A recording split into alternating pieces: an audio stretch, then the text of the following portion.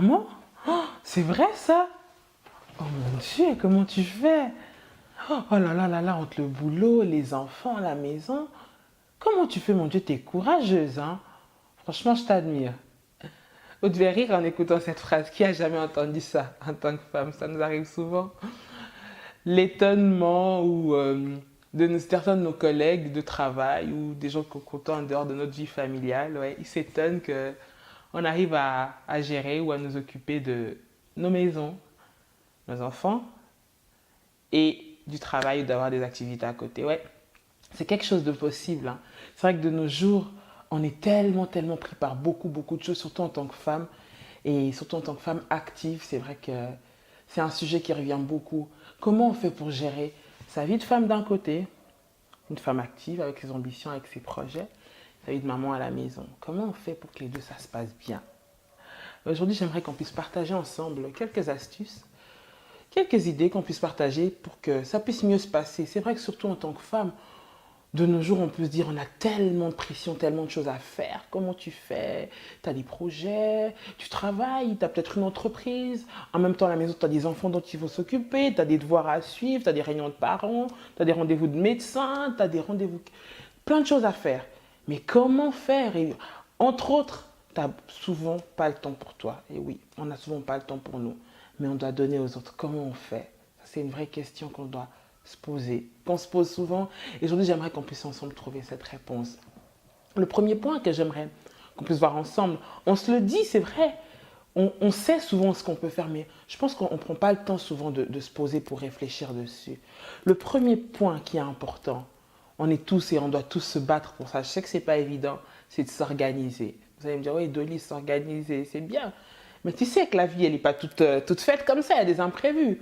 Oui, certes, ça existe des imprévus, mais je pense qu'une bonne organisation peut permettre de faire place aussi aux imprévus. S'organiser. Quand je dis s'organiser, qu'est-ce que j'entends par s'organiser? Penser à planifier peut-être, planifier tout ce que tu as à faire en début de semaine. Par exemple, là, on est dimanche, on est en train de planifier la nouvelle semaine. On essaie de planifier jour par jour ce qu'on a à faire, rassembler les rendez-vous des enfants, les rendez-vous avec les clients si on travaille, des travaux à rendre pour l'école, des rendez-vous de médecin, tout ce qu'on peut avoir au courant de la semaine. Essayer de planifier, mettre chaque chose à sa place avec des horaires. Bien sûr, comme j'ai dit, quand on planifie, c'est important de mettre un espace imprévu. Ça peut arriver. Parce que la vie, c'est pas tout tracé, quoi. Vous allez me dire, mais c'est qui une femme active? Oui. C'est quoi les caractéristiques pour dire que c'est une femme active? Alors, une femme active, c'est une femme qui a des projets, qui a des ambitions, qui a peut-être un travail, qui dirige une entreprise, ou qui travaille simplement pour un patron, ou qui a des études, qui a plein de projets, en tout cas, qui a plein d'ambitions. Et à côté, elle doit s'occuper de ses enfants. Elle en a 1, 2, 3, 4, 5, 6. Autant d'enfants qu'elle veut. C'est ça, une femme active. Et qui doit gérer les deux casquettes, et maman, et femme, en dehors de son foyer, de son ménage. C'est ça que je veux dire par femme active. Donc on a parlé premièrement de planifier, comme j'ai dit tout à l'heure, c'est important de planifier, mais il y a aussi quelque chose qui est très important qu'on peut faire, c'est savoir responsabiliser nos enfants. Vous savez, les enfants qu'on a, c'est notre première source, c'est notre première ressource. Nos enfants, on peut je dis ça comme ça, s'en servir comme source pour nous épauler. Parce qu'ensemble, on est une équipe, vous voyez. On forme une team. Maman, elle est là, c'est elle qui est la coach, c'est elle qui dirige, c'est elle qui conduit. Mais les enfants qu'on a, ils peuvent faire beaucoup de choses, vous savez. Et on n'est pas obligé, entre guillemets, de tout porter sur nous. Bien sûr, on peut les responsabiliser tout en suivant. Par exemple, des choses simples comme s'habiller, ça commence tôt. C'est vrai qu'en tant que maman, on se demande souvent à quel âge notre enfant devient indépendant, comment le laisser, comme il faut qu'on apprenne. C'est important pour nous d'apprendre à responsabiliser nos enfants. C'est du temps gagné pour toi pour faire autre chose. Ton enfant, il peut s'habiller tout seul. Ton enfant, il peut faire chauffer son petit repas tout seul. Toi, tu es là pour superviser. Je ne dis pas d'abandonner, mais de les déléguer à faire des choses, de les responsabiliser à faire des choses. Tu donnes un devoir à ton enfant, tu fais maintenant tu te poses, tu fais ça. Après, tu viens, tu surveilles. Tout ça, c'est du temps gagné pour nous, pour faire autre chose. C'est important. Apprendre à responsabiliser et aussi à déléguer. Oui, j'aimerais qu'on puisse nous dire quelque chose. C'est difficile à entendre pour les mamans souvent. On ne peut pas tout faire, hein. On n'est pas des superwoman. On a tendance à se dire et à croire qu'on peut tout gérer, qu'on peut tout porter sur nous. Non, On est juste humaine et il y a juste un moment où on ne pourra juste pas, quoi, simplement. Donc c'est important de savoir déléguer, de savoir donner ce qu'on peut donner aux autres. On a autour de nous un entourage, on peut avoir des amis, on peut avoir de la famille, on peut avoir des proches qui peuvent être là comme des sources de ressources pour nous à certains moments de prendre la relève quand on ne peut pas. Bien sûr, c'est notre responsabilité, mais on peut s'en servir pour nous donner un coup de main. Tout ça là fait partie de l'organisation. Moi, je ne peux pas aller déposer mon fils. Ok, je vais peut-être louper un rendez-vous, mais j'ai peut-être une connaissance XY qui peut le faire. J'ai ma maman, j'ai ma soeur, j'ai mon ami qui peut me le faire. Alors, apprendre à faire confiance aux gens, pas n'importe qui, bien sûr, les gens qu'on estime dignes de notre confiance, leur faire confiance, pour les responsabiliser à faire des choses pendant que nous, on n'est pas là, pour suppléer au moment où nous, on est absent. Voilà, ça c'est important, ça fait partie de l'organisation, comme j'ai dit tout à l'heure. C'est très important pour essayer de trouver cet équilibre-là, comme j'ai dit tout à l'heure. Et il y a encore le deuxième point qu'on aimerait voir aussi, donc à part organiser, comme j'ai dit, c'est trouver le temps de loisir, se récréer, ouf, quoi, souffler un petit peu. C'est important, hein. C'est quelque chose pour lequel, en tant que femme, on se bat. On sait très bien qu'on doit le faire, mais on n'arrive pas à trouver ce temps. Mais comme j'ai dit, quand on arrive à planifier, on arrive à trouver du temps pour soi. C'est important. Prendre un temps pour faire des loisirs, faire ce que tu aimes faire. Aller faire du shopping, je sais pas, aller à la piscine, faire du sport, sortir avec les amis, souffler quoi, juste sortir un peu du cadre habituel avec les enfants, le travail, faire autre chose. Ça nous permet de nous récréer, de nous faire du bien à nous-mêmes. On est boosté dans notre tête, on est bien, on se sent bien et on est prêt aussi à affronter les défis à la maison, à être bien avec nos enfants, à être bien avec notre mari, si on en a, à être bien avec notre entourage. Vous savez, notre bien-être dépend de tout ça. Quand on se concentre trop sur le travail à l'extérieur, le travail à la maison, souvent on devient saturé et voilà, on n'est plus agréable à vivre, on n'est plus plaisant, les gens n'ont pas envie d'être avec nous parce que voilà, quand on tire tout le temps la tête, on est tout le temps fatigué, tout ça parce qu'on ne se ménage pas. Donc c'est important. Trouver du temps pour des loisirs, pour nous-mêmes, pour nous épanouir. C'est très, très, très important de trouver tout ce temps-là. C'est vraiment quelque chose que moi, j'encourage à faire parce que ça nous fait énormément de bien. Et vous allez voir, on est tous des femmes, on sait très bien. Quand tu prends du temps pour toi, tu es tellement bien que tu deviens plus agréable, quoi. Tu permets aussi certaines choses qui font qu'à la maison, ça se passe bien, au travail aussi. Et le troisième point aussi que j'aimerais qu'on puisse voir ensemble, c'est le sommeil. Ouais, c'est important de dormir. C'est important de dormir. On a des nuits Des fois, après, je peux comprendre, il y a des mamans qui ont des bébés, des enfants en bas âge. C'est clair, quand on dort 1 heure par nuit, le lendemain, on n'est pas très efficace ni au travail, ni agréable à la maison, je peux comprendre. Mais c'est vrai que c'est important, tant qu'on peut, de s'accorder des heures de sommeil. Le sommeil, c'est important. Notre organisme a besoin de se reposer pour que nous puissions avoir des nouvelles énergies, pour que nous puissions être fraîches, pour que nous puissions être agréables, avoir des nouvelles idées, permettre de faire le vide pendant la nuit et se reposer. Notre organisme a besoin du repos parce qu'on ne peut pas tout le temps pulser à 100, 200 à l'heure toute la journée. On a besoin un moment de se reposer et dormir suffisamment. Maintenant, je ne veux pas dire qu'il faut dormir 8 heures par nuit. Chacun d'entre nous sait ce qui est important pour lui au niveau de sommeil.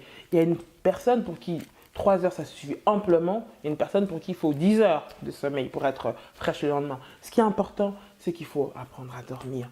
Le repos, c'est bien. Ça nous permet d'être en forme pour nous occuper de ses enfants, de nos enfants, pour aller au travail, être agréable avec nos clients, nos fournisseurs. Avoir bonne mine, quoi. Pas avoir des cernes jusque-là, quoi. Avoir bonne mine, être bien devant les gens. Et pour notre bien-être, c'est vraiment super. Et c'est comme ça que quand on va, certaines personnes ne vont pas remarquer qu'on a une vie juste super chargée à côté. Pourquoi? Parce qu'on est toujours agréable, toujours souriante et on arrive à trouver cet équilibre. Maintenant, je ne dis pas que c'est quelque chose qui est facile. Je suis consciente. C'est un défi, c'est un challenge comme on en a autant dans notre vie. Mais en tant que femme ou en tant que personne active, je pense que c'est vraiment très important. Et c'est vrai que ce message, je parle pour les femmes, mais c'est applicable à tout le monde, hein. Ça peut être un homme aussi qui a beaucoup de casquettes. C'est juste une question de savoir gérer, de trouver un équilibre entre toutes les choses. Tout ce qu'on veut faire qui réussit, il faut qu'on puisse apprendre à s'organiser et à être équilibré. Un équilibre dans toute chose, c'est pour notre épanouissement, c'est juste waouh, quoi. Parce que sinon on est frustré, sinon on devient malade, on ramasse beaucoup de mauvaises maladies, beaucoup de fléaux. Il y a un fléau en ce moment, c'est AVC, infarctus et tout ce que tu veux. C'est dû à quoi? C'est beaucoup manque de repos, beaucoup stress, beaucoup surménage. Si on arrive vraiment le mieux qu'on peut, avec l'aide qu'on peut avoir autour de nous. Parce que je crois qu'à côté de tout un chacun de nous, on a quelqu'un. C'est vrai, tu peux ne pas avoir un mari. Il y a beaucoup de femmes, vraiment, chapeau, j'admire, qui n'ont pas de mari, qui élèvent 4, 5, 6, 7 enfants même, qui s'en occupent toutes seules. Et ces dames, elles ont vraiment un sacré courage. Et je pense que appliquer cet équilibre-là, c'est vraiment super. Mais autour de nous, on a toujours, peut-être pas un mari, mais on a peut-être une amie, on a peut-être une maman, on a peut-être une sœur. En tout cas, on a toujours quelqu'un autour de nous sur qui on peut déléguer certaines responsabilités. C'est très important. Et il y a quelque chose que j'aimerais qu'on puisse voir ensemble.